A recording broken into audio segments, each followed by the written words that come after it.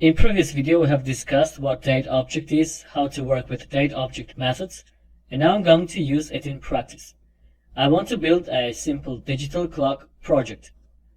Before we actually start, let's take a look on the final version of this project. So here we have the weekday name, then the digital clock which displays the current time and is working dynamically without refreshing or reloading the page. And also time is represented in 24-hour format. The project is not designed using CSS because I think that at this point it's not really important. We're going to create clock from scratch, and therefore I'm not going to waste time on styling it and writing CSS codes. You can feel free and design it if you wish on your own. Alright, first I'm going to create new folder on desktop and call it digital clock. Then open it in brackets and create a new file, index.html. Then create another file for JavaScript, call it script.js. The next that we are going to do is to create basic structure in HTML document. For that I will use the special extension Emmet, which is a great package for code editors. It allows us to write some codes in a short way. So in order to get the basic structure of HTML document, I need to write just the exclamation mark, then press the tab, and here we go. If you don't use Emmet package, you can just pause the video for a while and write it manually, or you can just download and use source files of this lecture.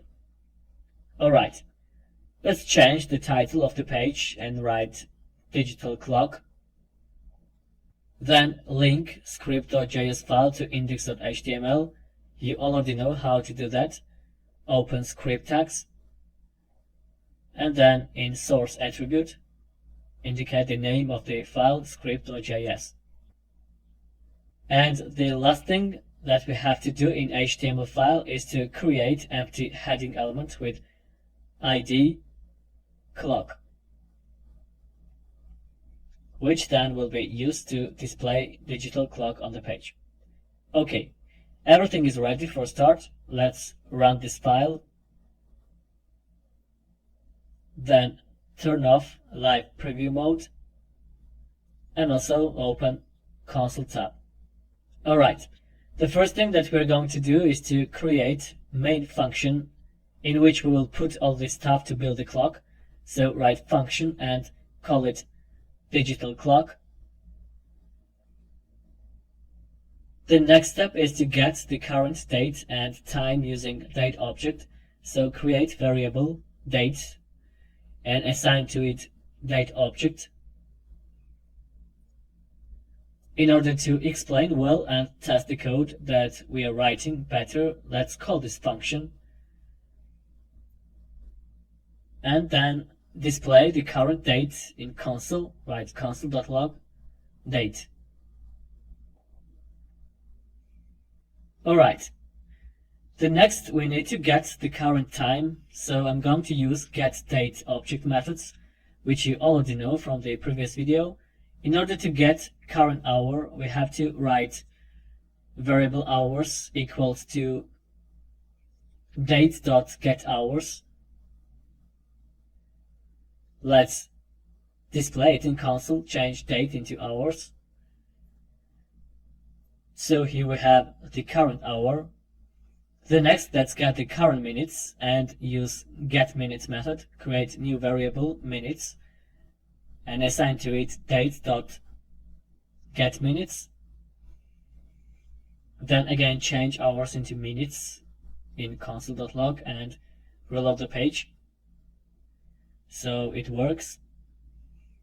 And in the same way, get the current seconds, create again new variable, seconds, and assign to it date.getSeconds method. Change minutes into seconds. So if you take a look on the final project, you will see that before the clock, we have here the weekday name. So therefore we need to use another get method, which allows us to get the day of the week. create new variable and call it day, then assign to it date.getDay method, and then in console.log change seconds into day. You see that we have 3 in console, which, as you remember, is the index number of the current day of week. Our clock will consist of hours, minutes, and seconds, and we need all of them always to be expressed with 2 digits. So let's start from hours, change here day into hours. You see that here we have 2 digits number, but after midnight we will have only 1 digit, and that would be a problem. So we need to fix it, and for that I'm going to use if statement, which will check the number of digits. So if the length of the characters is less than 2, then we need manually write 0 before the digit. In order to count the number of characters, we need to use a length property, which generally works with strings, but not with number values. Let's demonstrate it briefly in console. Write a equals to 15 and use a length property. Write a.length. You see that it gives us undefined. But if we write a equals to 15 as the string and then use length property, we will get 2, which means that string consists of 2 characters. Alright. It means that we need to coerce hours, minutes, and seconds into string values. In order to do that, we can use a simple way, just plus to them empty strings. Because of the type coercion, those numbers will be coerced into string values. And after that, we are able to use length property. So create if statement and check if the number of digits is less than 2. As the condition, write hours.length is less than 2. If this condition is true, then we need to write hours equals 0 plus, again, hours. Let's do the same for minutes and seconds. Create if statement and write the condition minutes.length is less than 2. Then again, inside curly braces, write minutes equals to 0 plus minutes, and then create another if statement for seconds. Write seconds.length is less than 2, and inside curly braces write seconds equals 0 plus seconds.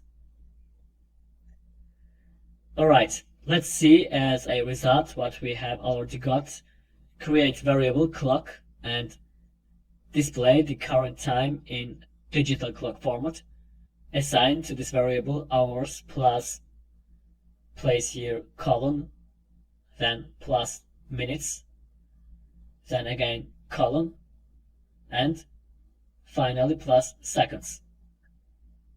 Run it in console, write console.log clock. Reload, and you see that we have current time in digital clock format. Okay, perfect. The next step is to define the relevant weekday name. We know that getDay method gives us the 0-based index numbers of the current days. In order to get the weekday name instead of the index number, it's perfect to use array, which also uses 0-based index numbers for its items. So create array and call it weekdays. Then insert here weekday names in kind of short way from Sunday to Saturday.